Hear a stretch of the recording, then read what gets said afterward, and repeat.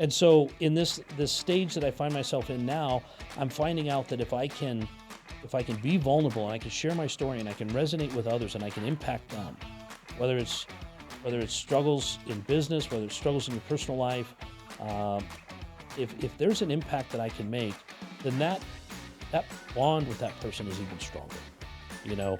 And then that's when you start creating a tribe instead of just building a network. Welcome to the Boise Reen Show, your destination for creating wealth through connections in real estate and business. Are you looking to become a real estate professional? Do you want to start your own successful real estate business? Well, I'm your host, Matt Osonicki. Join us as we learn from the brightest minds, industry leaders, and experienced professionals, equipping you with the knowledge and confidence needed to make informed decisions and thrive in the ever-changing real estate landscape. Your journey starts now. Welcome back to the Boise Reen Show. I'm your host, Matt Osonicki, and we've got a very special guest for you guys here today. We're very excited to have him on. It's Shannon Robnett. Now, I want to talk about the titles because we are not going to talk about any of that for the rest of the show. This is all about mindset, and this is all about figuring out your passions and where you want to go in your life. To remove the things off of your plate so you can focus on what you're most passionate about. He is a builder, developer, syndicator, author. He's got his own podcast, The Real Estate Rundown. There are a multitude of things that I'm already forgetting. He's a coach, but those aside, his biggest strengths are his mindset. So Shannon, would you bring the audience up to speed a little bit about yourself so we can get into it? Well, if we just look at my life, I was born to entrepreneurial parents. My mom was a third-generation real estate broker. My dad was a builder and a developer. And I grew up in a household where literally everything out of Robert Kiyosaki's Little Purple Book was what we talked about at dinner. And I didn't really talk that much, but I would watch my parents talk about business deals and transactions and things. And it didn't really dawn on me until I was probably in my early 20s what my parents had been living out in front of me. And I watched when I think it was about 31. My parents retired at 50 on cash flow. That was 2001. They live the same lifestyle today that they did then because rents have increased and buildings have paid for themselves and things like that. But they really brought into my perspective the fact that you could become and do anything you wanted to, but you had to work. You had to put in the effort. And you didn't always see the results. And from there, I've built over $450 million worth of ground-up developments, construction projects, everything from schools and hospitals to city halls and police stations and gymnasiums and athletic facilities and all different kinds of stuff. But I learned along the way that even when I did all that, and that seemed like a great success, the minute I was done, my job was over. I was working rapidly to make myself unemployed. And I saw in 2001 that wasn't going to give me any kind of security long term. And so in 2001, I built my first industrial complex, and two of the original tenants are still in that complex today. And from there, I began to do deals with other people. I began to come to them with, hey, I got a great idea and a lot of work ethic behind me, and we can do this deal. You've got capital. We would do deals, and it got to where every single check that I was looking for was bigger than the last one. And I remember one deal, I was looking for a guy to come in with 70 grand, right? And it was a $140,000 purchase. It was a $50,000 rehab, and I wound up not finding anybody, just scrambling and getting the cash. But my last deal that I did with a single partner, the partners brought in $19 million. And we did a 180 unit apartment complex. And I just saw that how I was outgrowing their capital for a single source. And that's really when in 2019, we launched the syndication aspect of our business where we raised capital. And since then we've raised over $62 million in capital. We've currently got $120 million worth of assets under management. We've got deals on the plate for the next 20 months that are close to another $120 million. And so it's just kind of snowballed from there, and here we are. That was amazing because it really shows the people like the different plateaus that you've taken to get to the success that you've seen today. And I know a lot of people, including myself, I hear a story like that, like I can do that. That's what I want to do. How do I get my mind right to get there? Because you started with your when you were a kid, right, Yeah. with your parents learning Yeah. these lessons, and you didn't know which way you were going, that's what Well, you were I going to didn't do. like learning the lessons. I mean, Matt, that lesson meant get in the truck on Saturday with my dad and go clean up a job site. Get into the shop and build a set of cabinets. These are lessons I didn't appreciate at the time. And it wasn't until later in life that I began to look back at the, the contents of what I had learned and figured out how to assemble them into a picture that worked for me. And even with that, Matt, I couldn't have done that without a determination to make them fit, to make this puzzle come together, to create the picture that I wanted, right? So it really doesn't matter where you started with or what you're doing. It's about how do you go about getting the skills that you can acquire that then translate to later things in life, or what can you do with the skill set you already have to translate into something that's going to give you the picture that you want if you're not happy with the one you have now. So you had no idea you were going to be a syndicator Oh, God, 20 no. years ago. No, I had, the idea, Matt, of deploying millions of dollars of other people's money, of being accountable for that, of being a host of a podcast, a writer, all those things, they were never on my plate. They were never something that I grew up thinking, you know what, I'm really good at articulating my thoughts. Let's write a book. I never thought that, but I saw how, I was really good at writing. I used to love journaling, and I saw how, hey, I could use that piece in my business to convey part of my story. And it was out of those kind of things that I've assembled this mosaic of things that I started out doing that I maybe don't do anymore, or gave up on because somebody could do it better, faster, and cheaper. That I began to really see where what I had was one ability, and I had these different things that I could do, but I could organize them and organize others to create the picture that I was really, really looking for. Yeah, just you talked about the mosaic of the picture we see today. And I imagine the Mona Lisa wasn't painted in one day. No. It took a long time, right? Right. You had the vision, the fortitude, the tenacity, the discipline, to Yeah. push through and put this puzzle together. And it sounds like that's kind of where you got your start. So, driving the trucks on the weekend with your dad, cleaning up a job site, Right. turned into more responsibilities, more hard work. But those were pieces of the puzzle that you were fitting together. And I imagine a vision or an aha moment came to you where you're like, hey, I know these pieces. I can start putting them in their places and figuring out the who's in my life that are, that enjoy these passions of putting the pieces together to elevate yourself, because I'm sure you quickly realized that time was now your most valuable asset. Right. And, time is definitely something none of us can ever get more of, but leverage is something we can use to multiply it. So I mean, I remember one of the first jobs I was doing with my dad, we were building a warehouse and we needed 100,000 yards of gravel. Okay. Now the average dump truck and trailer that you see driving down the road hauls about between 19 and 21 yards, right? So I got the job of getting my CDL and hauling this gravel in because we had time. Well, I quickly realized that I had 3 months of hauling gravel all day long to get this site built up. And I quickly realized that, hey, you know what? If you don't have 3 months, you're going to need 6 trucks, right? You're going to need more drivers because you still need the same quantity. But when you put all that together and you say, okay, now I have, and I still have a CDL to this day, but then it took me fast forward into 2011 when, the economy's not great.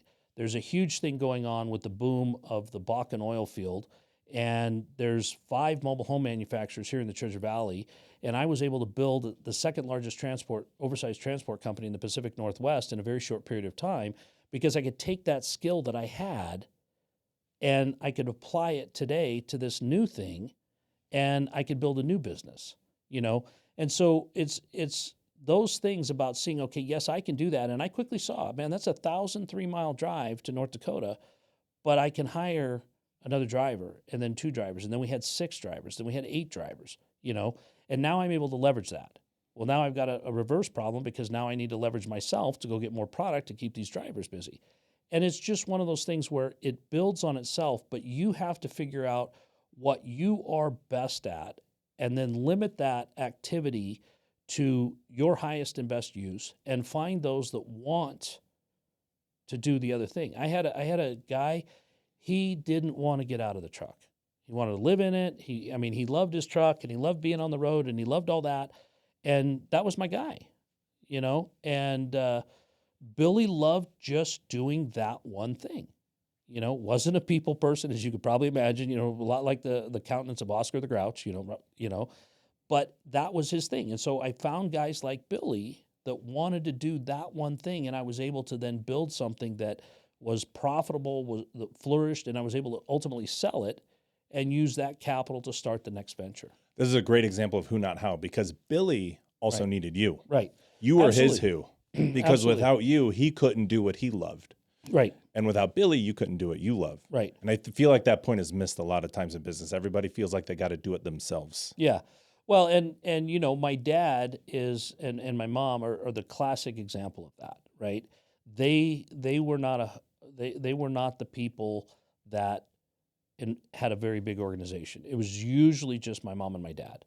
Sometimes my dad would have a full-time framing guy, or he had, I think the most he ever had was like 3 employees, right? But what he understood was that this has to get done, and I can do it. And I see where all of that effort and all of that labor got him to where he wanted to go,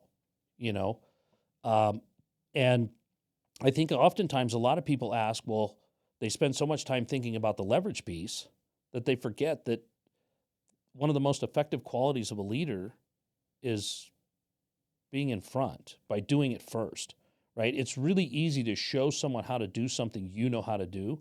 It's really hard to stand in the middle of a field and tell everybody what you want to do and then get in your car and leave and expect it to happen, right?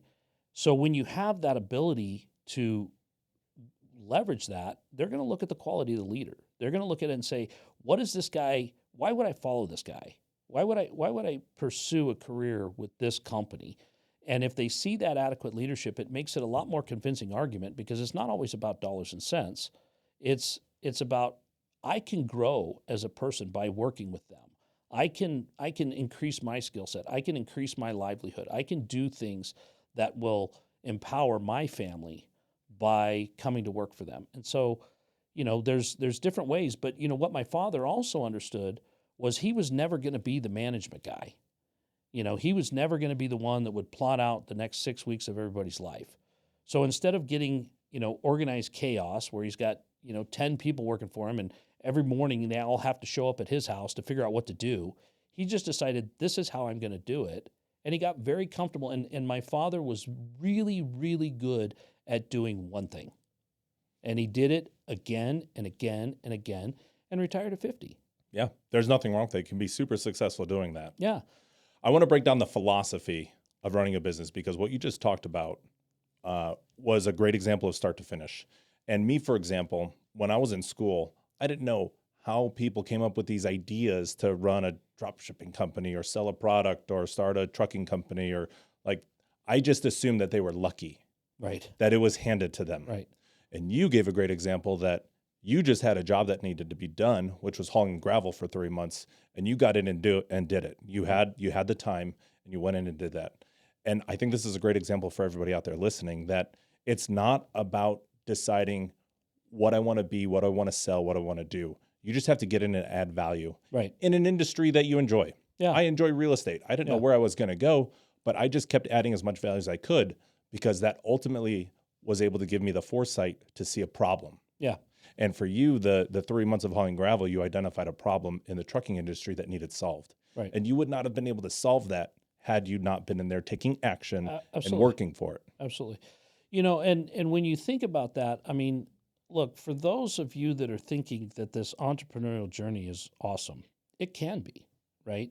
But all we do as business owners is solve problems. We solve problems for our customers. We solve problems for our suppliers. We solve problems for the people that work for us. And ultimately that should lead to a profit, right? But if you're not looking at it that I like solving problems, entrepreneurialism probably isn't for you. Because, you think about it, you've got, everything that you're dealing with I mean, what Amazon did was they solved my problem. How can I get this without changing out of my sweatpants? They solved that problem. They become insanely successful. Uber's another great example. Your business is a great example. I don't want to stay in a hotel, right? I want to be able to stay somewhere that's comfortable. I've got, myself, my kids, I don't want multiple rooms. Your business is all about solving that problem. On the other side of that, your customer or it would be your client has a house that they want to utilize. And so you're putting those two together, you're solving that problem, and that's what's created your business. Then from there, you're seeing problems in your business. It's not running fast enough. It's not running smooth enough. There's places where I need to trim expenses. There's advertising that I need to do. What's the right kind of advertising? And so you're running around and solving those problems to make that business run faster and faster and faster.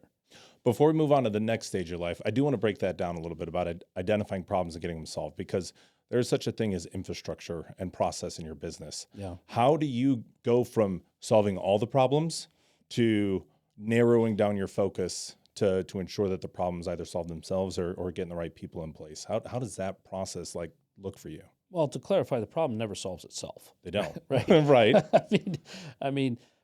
But just like we talked about with Billy, right? You find that guy or that gal that likes that problem, and it really seems funny, Matt, for me to think about this, but I have a gal that has a company that all they do is put numbers in boxes.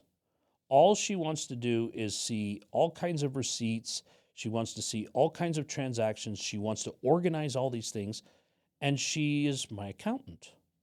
And if you want to see me do the most painful thing I can ever do, watch me balance a checkbook, right? I mean, this is so far removed from what she does, right? She's doing complicated things and tax structures and how does this law apply to this and what happens there. She's all about that. And I could totally do my own taxes, or I could pay her, have her apply her expertise to that, and then I don't have to. And so at the end of the day, you're just simply finding someone that enjoys the kind of problem that you have, whether that's marketing, whether that's accounting, whether that's scheduling. It doesn't matter. I mean, you don't cut your own hair.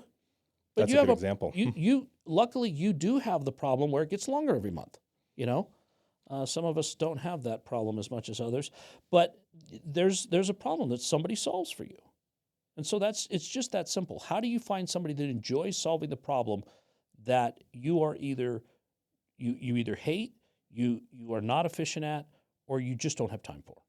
Yeah, a rising tide raises all ships. Yep.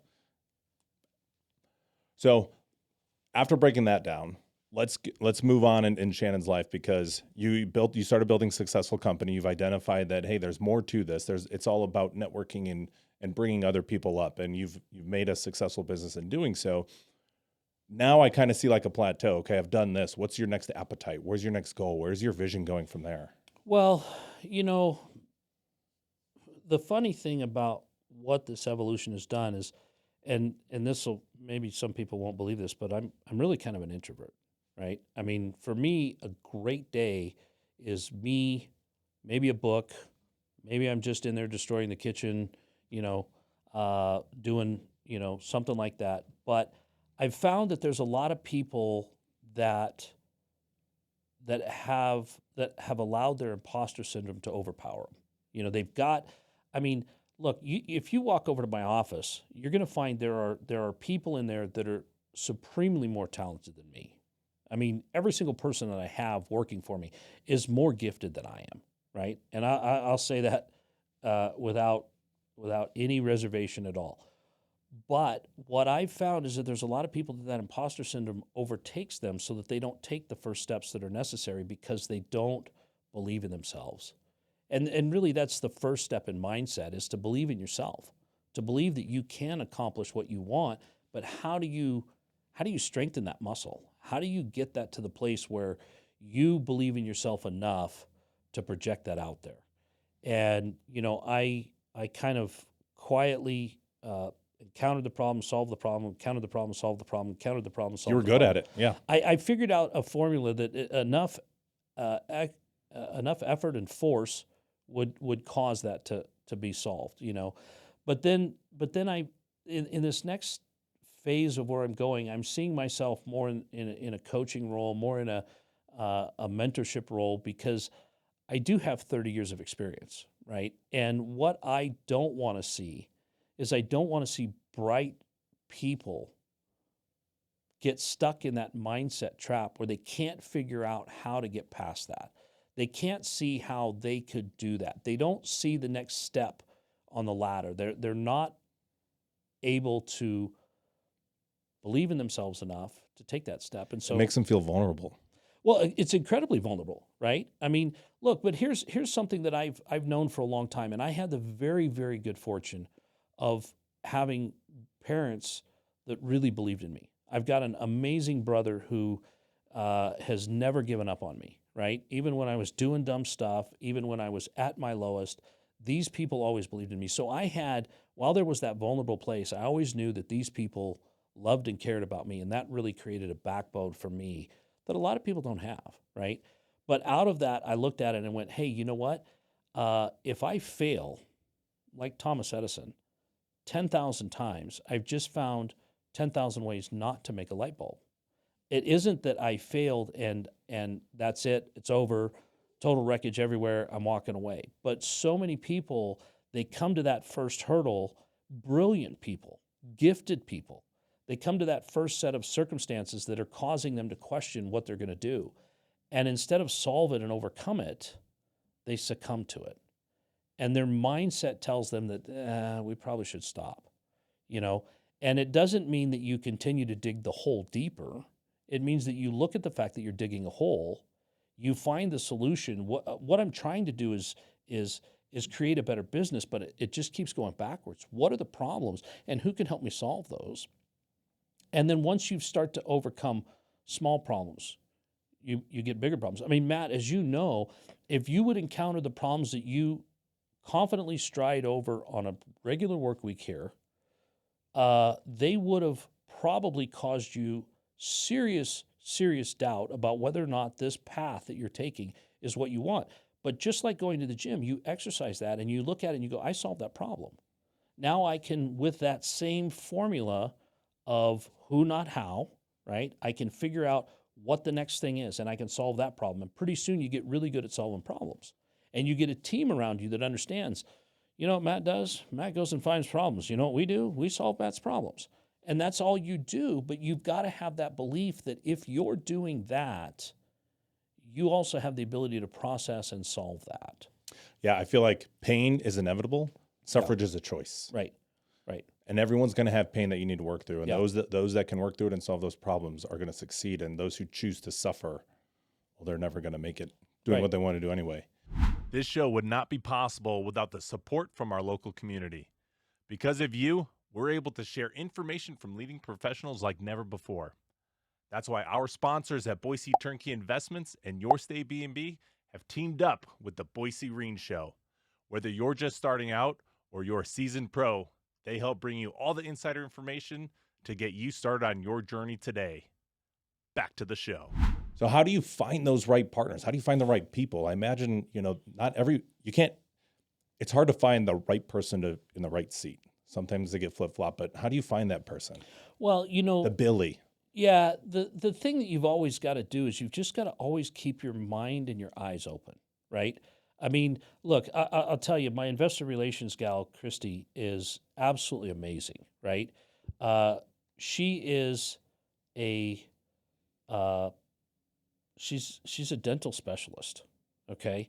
One of my early business partners is a periodontist, and he was having me build him an office just down the road from here, and his office manager was constantly kicking us in the head.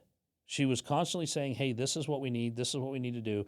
And I watched her source things, and I watched her manage the doctor's expectations and then deal with us as a building company and back and forth. And she was constantly bringing up, hey, we need to change this door. I'm looking at how the office is going to lay out. We need to move this. And she had a really great understanding, and she had a great personality.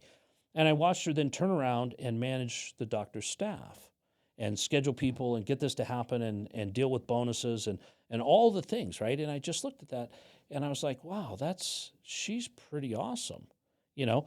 And we finished the doctor's office, and the doctor and I did a couple other investments, and then I got a call from her, and she said, hey, I see you're doing, you and the doc are doing some investments, and I'd like to know more about that. So I went over to her house, and I had a conversation with her and her husband, and they were like, wow, I really like that. They got involved in an investment, and they did very well on it, and everything. And then fast forward, her and the doctor decided that it would be time for them both to go different directions. And because he was a partner of mine, I waited the typical, 60 days of mourning for him. And on day 61, I picked up the phone and I called her and I said, hey, what are you doing? Because I didn't know exactly where she was going to fit in my organization, but I knew that she was an amazing person that had a skill set and a talent of people management, of time management, of organization. And I'm not really a super organized person, right? And I called her and I said, and she's like, yeah, it's funny because I was thinking to call you too because I wanted to go into real estate, but I just didn't know where I would fit. And I said, well, this is great. Let's have lunch. And over the 2 years that she's been with my company, she has completely built out her department. I mean, she has done 90% of the organization that I look at that and I go, yeah, of course. That's exactly what I want it to look like. It flows, it's streamlined. She knows she deals with our attorneys. She deals with our marketing. She interfaces with me when she needs information to start that whole ball rolling. And we're getting to the point where now she's getting an assistant, and I see very shortly after that she's going to need another one. But here is somebody that is absolutely, and I would hope that if you ask Christy, this is one of her dream jobs. This is something that she thrives in and she enjoys. I listen to her talk on the phone to our investors, and she is just having a great time with these guys, calling them on their birthday, making sure that they have all their questions answered. And she is just in her element. And that kind of stuff is not the stuff that I love. But by allowing her to succeed in an area that I don't care for, she's been able to create organization out of chaos and create a department that is now 2 people, that will be 3, that will likely be 5 by the end of 24, that is handling all of the people that are coming into our organization, investing with us, making sure their needs are met, making sure their requirements are met, making sure the education is there for them. And it's just one of those classic stories of, I had no idea where she was going to fit, but I took the person, and this is what I've usually found to be the most successful thing, is you look at the qualities of the person, and you look at what they're good at, and you look at what they excel at, and you have the conversations with them, and then they will help you develop out that piece of your business if they're the right mindset, if they're the right personality, if they've got the qualities that align with yours, then that will kind of naturally come. Where we've grown, Christy has taught me more than I probably taught her, but she has taken that and she has excelled. And if I would have not been thinking about, man, she is really good at the people person, at, understanding the needs of the doctor, understanding the process of construction, and learning about these different things and making her life better, I would have never thought to bring her on in a role that she has no formal education on. And she's got 10 years, 15 years in the dental industry. She wants to make the jump. I've got a need. We figure that out. And so when you're looking at how do you partner with other people, you're looking at people that have a problem. You're looking, if you've got a skill set and you're new to real estate and you really want to find a way, you become important to important people. You go to people that have a successful organization. You go, what can I do to help you? What is a need that you have? What is something that I can take on that I can lighten your load and learn in the process?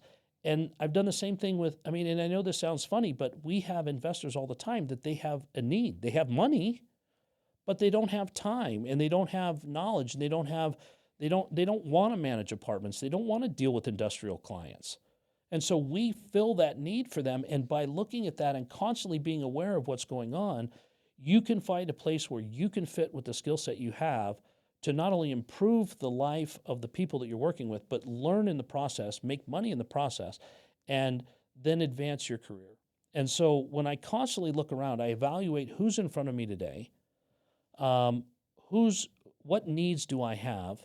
I look for specific needs to be filled. I look for specific needs that have been created, and I move in those two directions. And I find that, I mean, we're doing a deal in Florida that I got from a steel manufacturer because he had a building he wanted to sell. He had a client that couldn't afford the building on their own, and they'd already identified a piece of property in Florida. So I stepped in, I bought the property, I bought the building from him, and created an investment for my investors in Florida. So here I am. If I'm looking at it going, man, I don't know what to tell you. You got a metal building, just sell it. I would have never created that opportunity. I want to break this down into its most simplest form for a lot of people to relate to, because I can relate to a lot of this too.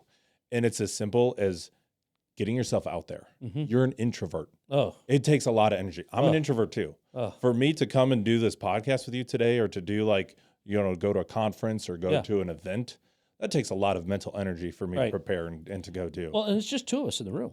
Exactly. Yeah, you're pretty scary. And so the mental energy to get out there, take action and do it, because otherwise you're not going to identify these problems. You're not going to identify the people who have a problem, like a developer, that needs solved, that you can add value. Yeah, but you have to look at that and go, okay, yeah, I have that problem. I have that limitation. I don't like being in large groups, right?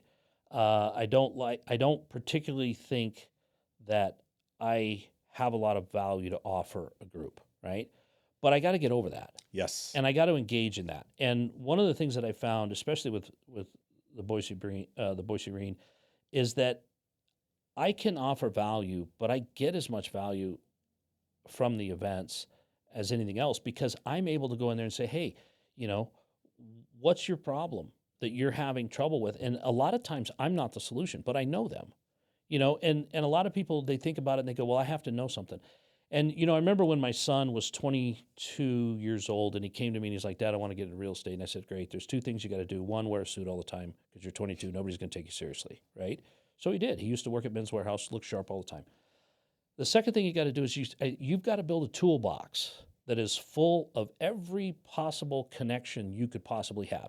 You need to have a tire repair guy, an appliance repair guy. You got to have a seamstress. You got to know somebody in title. You got to know somebody in real estate. You got to know all these things. And then when you sit down and you talk with somebody and you go, man, you know what I really need? I need a good mechanic. And I've got a couple of those. Let me pull and you're a connector of people. Hey, Jim, I'm talking to Sally over here. She needs a good mechanic. I know you've got a great reputation in town. I wanted to connect you to. Now Jim is looking at it going, wow, I forgot about Devin, right? And out of that, he built a network. And he was never the one in the beginning that people thought of and went, you know what? I got to talk to Devin about real estate. What they thought about was, you know what? I know Devin knows somebody. Exactly. Right? And out of that, he became important to Jim when it came time to sell his business. He became important to Sally when she thought of something else that she wanted to do in real estate. And by doing that, it's not about going in there and going, I have all the knowledge, I have all the information. It's how can I be of service to you? How can I be important to you? And out of that, number one, when you connect somebody with somebody that does them a solid or solves their problem, they feel like they owe you something, right? The second thing that it does is it provides you as a person that is the hub to the wheel. And here's all the spokes, and it's the appliance repair guy, and it's the lawn care guy, and it's the swim instructor, and it's all these different people that people now gravitate to you to solve a problem. And out of that, you're starting to see there's a niche, right? And it takes no capital to do this? None. It just takes some of your time that you probably have a lot of, because you don't know what you're doing anyway. Well, and you're meeting great people. Right? And then when you're asking people, this is another thing that really throws people off. When I was at the Boise Arena event, I had several conversations with them, and I go, how can I be of service to you, right? And it takes people back, because they're like, well, wait a minute. Now I have to really think about what problems do I have, and how can they help me? And then when you're actually able to genuinely pour into them and help them, something as simple as, I'm new to town. Oh, okay, well, here's some things you want to know, right? But you're able to do that in a way that then creates partnership. It creates, you're building a network, and you honestly never ever know. In fact, that metal building manufacturer, I met him at a crypto event, right? And so we got to talking, and it's like, how can I help? And he one of the things that their company did was they build aviation hangars. So we kind of talked about that. And the next thing you know, I got a $6 million deal out of this crypto event because I created that relationship, and I asked him, how can I help you? And then when he had something where he needed the help, he called me up and he goes, I got a building. I can't sell to the guy because he can't qualify for the loan, and he wants to be in Florida. We're in Texas. You're in Idaho. Let's solve a problem. And so that's simply how you do it. Just become valuable to people out of that ability to drive that network, to grow that, and you'll be absolutely amazed where it'll take you. I was absolutely amazed when I first showed up to my first event, whether it's a Boise Reen event or any other event that you guys have going on across the country. What has got me started was I took that first step and showed up. Mm-hmm.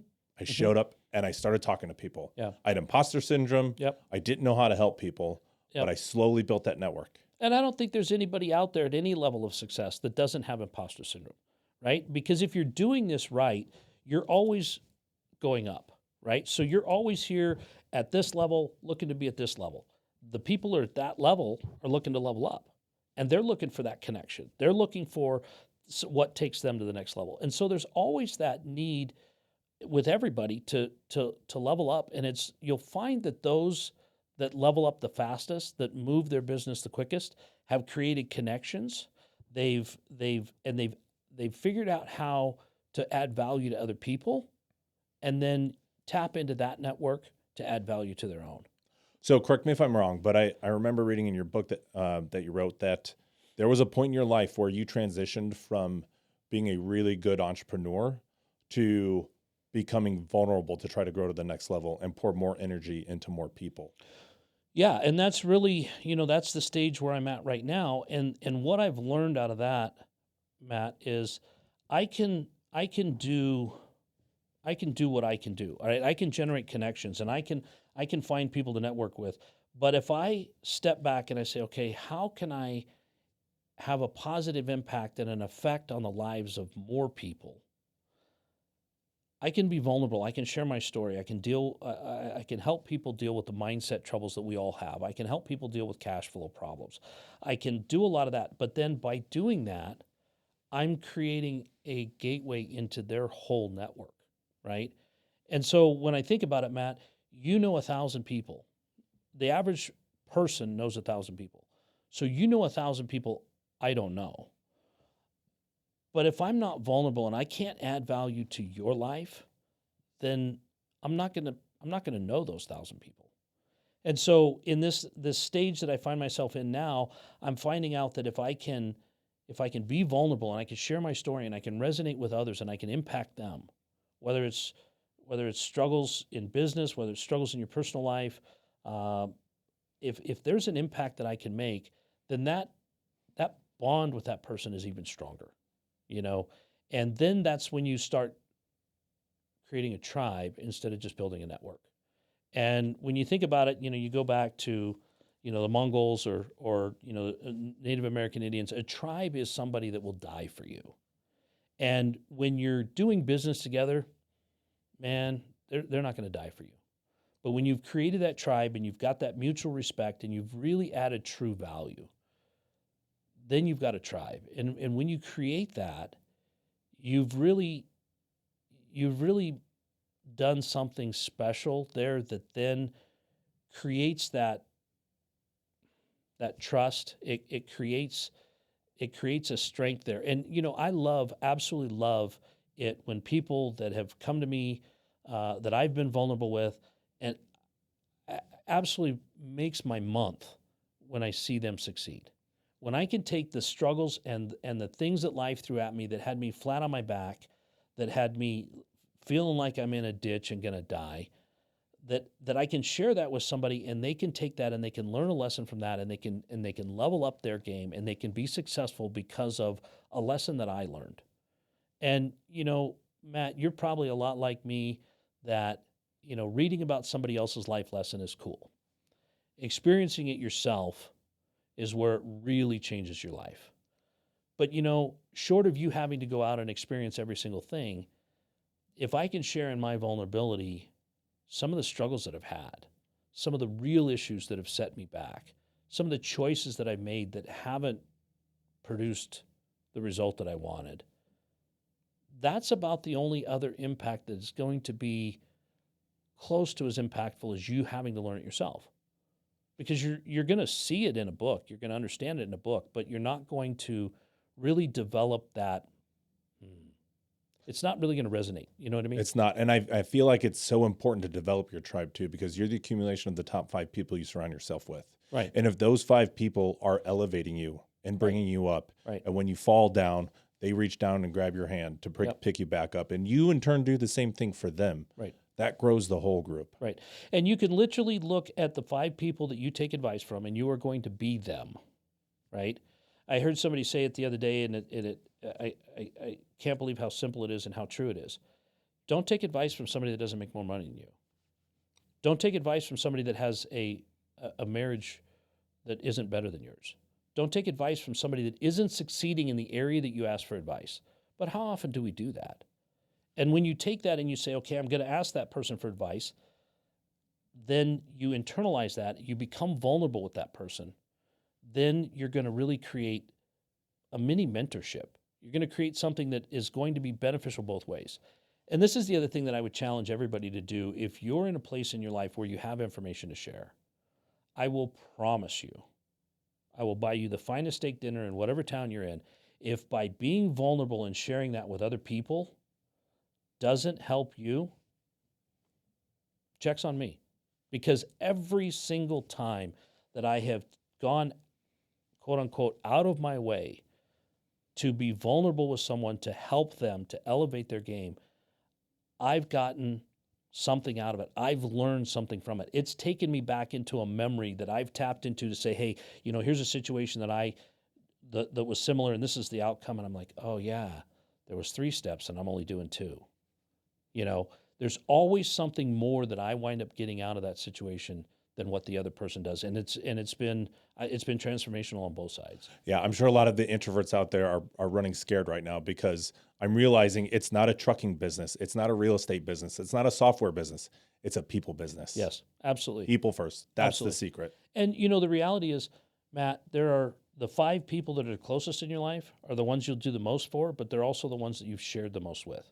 They're the ones that know the real Matt. They're the ones that know the dumb things you did in college. They know more of the icky than they know of than the people that are your closest 100. But it's those 5 people that will bleed for you. It's those 5 people that really bring the substance to the essence of who Matt is and who his core group is. And there's no other way around that. You find a lot of very extremely successful people that don't have that that core group. It's because they've never been vulnerable. But then again, if they find themselves back against the wall, they have nobody to call. Yeah, that's tough.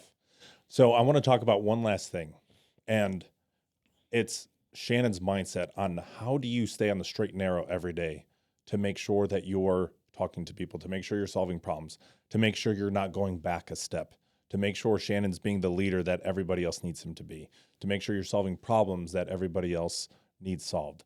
What does that mindset look like for you? Well, the biggest thing is, first of all, Shannon does not stay on the straight and narrow every day. Shannon does not solve problems every day, right? Everything that Matt just said, guys, I don't do every day, okay? But because I'm so good at causing problems, I always have plenty to solve. But, the thing that you really have to do is you have to develop a belief. And I had support from my parents and my brother in getting that belief in myself. But you have to start with solvable problems. You have to start with the small things, and you have to prove it to yourself, right?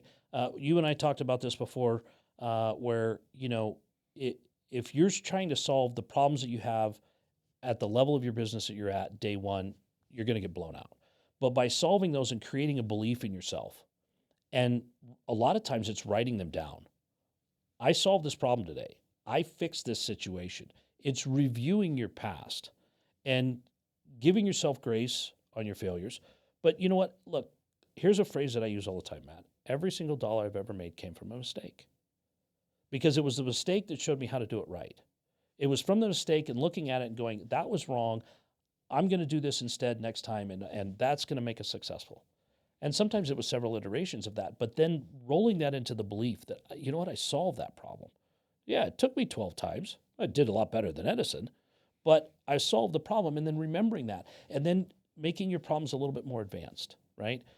But by doing that, you're strengthening that muscle of mindset. You're strengthening that resolve. You're drilling down into the thing that allows you to continue to be successful, that is going to continue to put you on that path. And then you wind up kind of where I'm at, where you know what straight and narrow looks like. And you're not deviating near as widely as you used to. And so you're staying there. And now you see problems and you go, oh, that's like this one, but different, and I can solve that. And then you get more and more self-belief, and then you find out that there's nothing you can't do. It's just, it becomes a question of, how do I solve this, not can I solve this? Right. And I feel like the people who fail early, fail often fail forward. Yeah. Faster than anybody else. And there's a great book by John Maxwell called Failing Forward. Failing Forward. And yep. I would recommend that book to everybody because it talks about, it's just you learned one way not to do it. And if you stop there, you have in fact failed. But if you reapply the principles of success to the problem in a different way, if you involve other people, you will fail forward because you learned from that and you got to the next level and you actually got that goal accomplished. I love it. Well, Shannon, it's been awesome having you on. But before I let you go today, what is one actionable item our listeners can take away from you today that will get them closer to their goals tomorrow? Really evaluate where your true mindset is. Take mental inventory.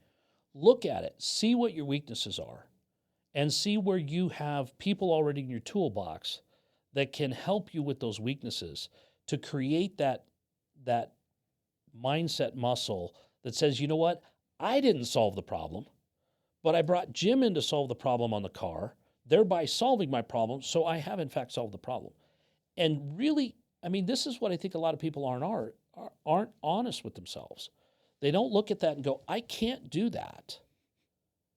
I just can't do it with a wrench. I can do it with a phone.